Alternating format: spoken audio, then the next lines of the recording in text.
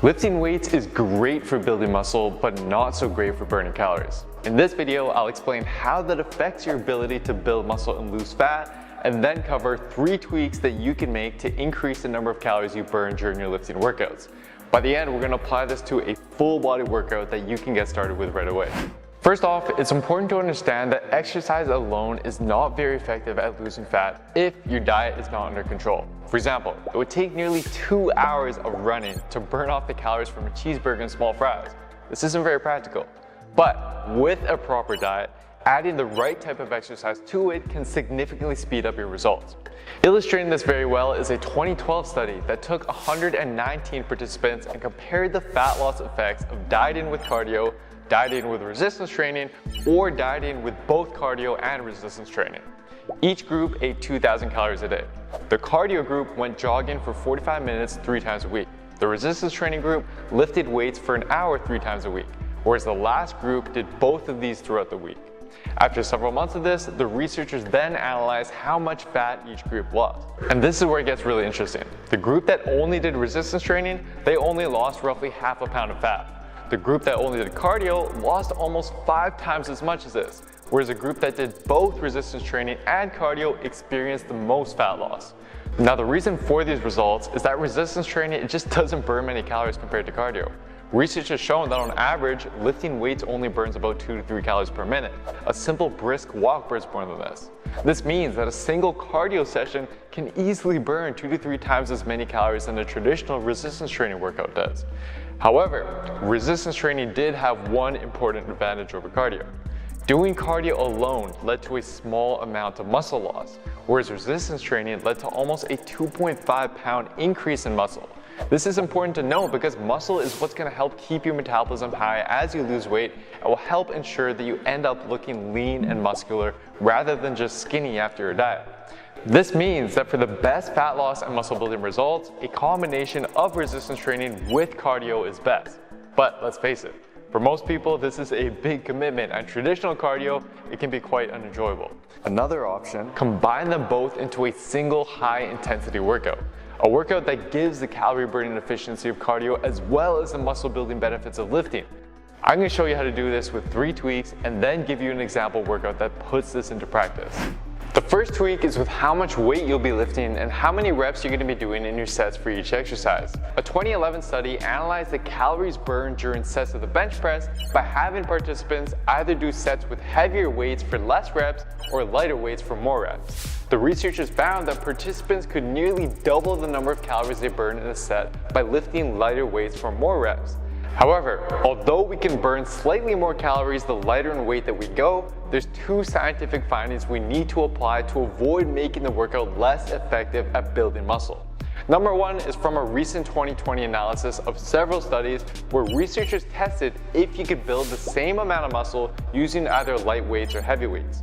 They found that this was in fact possible, but only if participants pushed themselves hard enough during their sets to the point where they could only do 1 or 2 more reps if they went all out. Number 2 is from a similar paper done just this year, which found that although you can build just as much muscle with lighter weights, there's a point where the weight becomes too light and less effective for muscle growth. Because of this, for the best muscle building results while still burning significantly more calories, a good recommendation is to use a weight that's between 40 to 60% of the maximum weight you can lift for that exercise.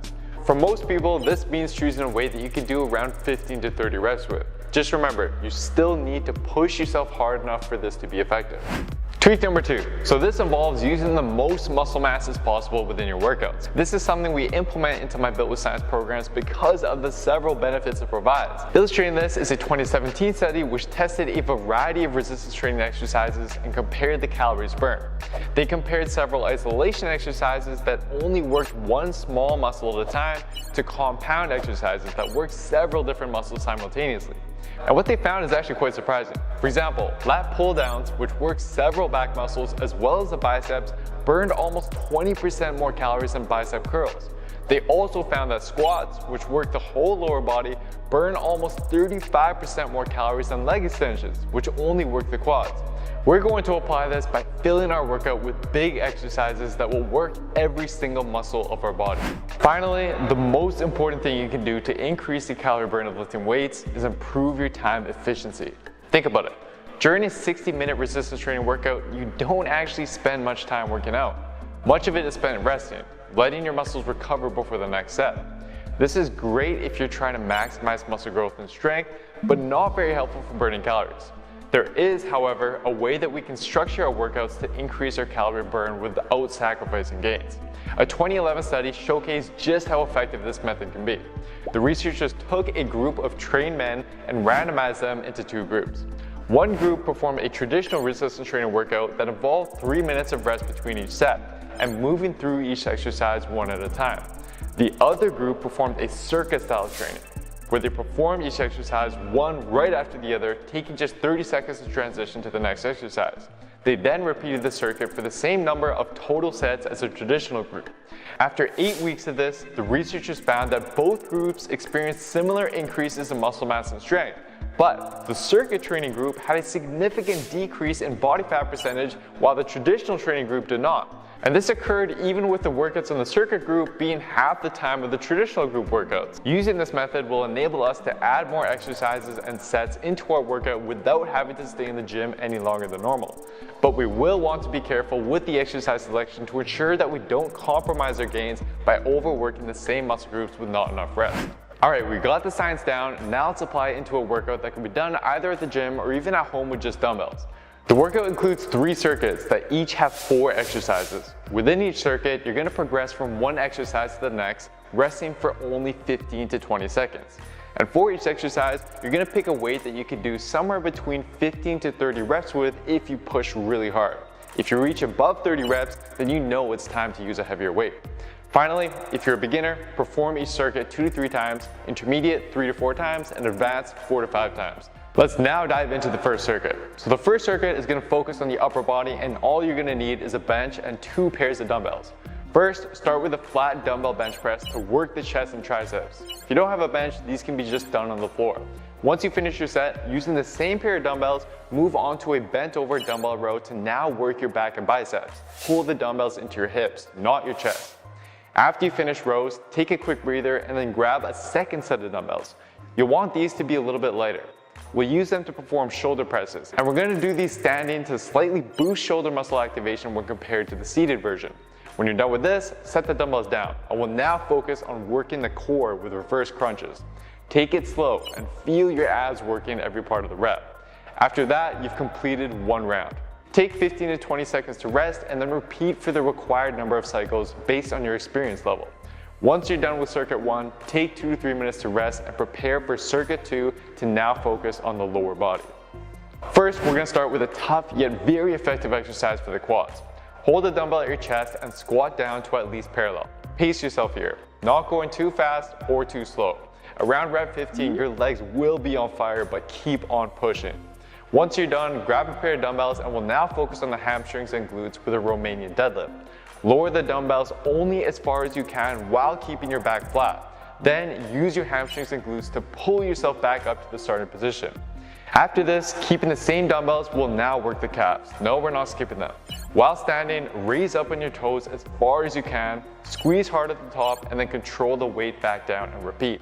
We'll then finish the circuit off with some core work. Grab either a 10 or 25 pound plate, lie on your back, and perform weighted crunches. You don't need to sit all the way up. Just think about trying to touch your chest towards your belly button. Once you're done, take about 15 to 20 seconds to rest, and then it's back to squats. When you're all done your required number of circuits, take another 2 to 3 minutes to rest and get ready for the final circuit. So the third and final circuit is going to focus on the full body, and all you need is a heavier and lighter pair of dumbbells. First, we're going to work the lower body. With the heavier dumbbells held by your sides, take a step back into a reverse lunge. Keep your chest up and push up with the front leg. Alternate legs each rep. After this, you're going to drop down for push-ups. Depending on your experience level, you can elevate your hands up on a box to make it easier, or elevate your feet to make it harder. What's most important is that you're pushing yourself hard and getting no more than 30 reps. After this, grab your lighter pair of dumbbells, and we're now going to focus on the mid-back and rear delts. Bend over, then raise your arms into a W position at the top. Hold this briefly and then come back down for another rep. Finally, we're almost there. We're gonna finish this circuit off with a plank. Squeeze your glutes together and keep your chest and hips parallel to the floor. Don't worry about reps here. Just hold it until you get to about an 8 or 9 out of 10 difficulty. Just like the last 2 circuits, cycle through these exercises 2 to 5 times depending on your experience level. After that, give yourself a much needed pat on the back and congratulate yourself for hopefully making it through. So you're gonna get the most benefit from this workout if you implement it no less than 2, but no more than 4 times a week. That being said, I wouldn't use this style of workout if your main goal is to build muscle and improve your strength. I have other workouts on my channel that are much better suited for that. And for those who are looking for an all-in-one step-by-step program that's personalized specifically for your body and your fitness goals, you can take our free quiz over at builtwithscience.com and we'll determine which of our programs is right for you. Anyways, thank you so much for watching. You can click here to watch some of my other videos and I'll see you next time.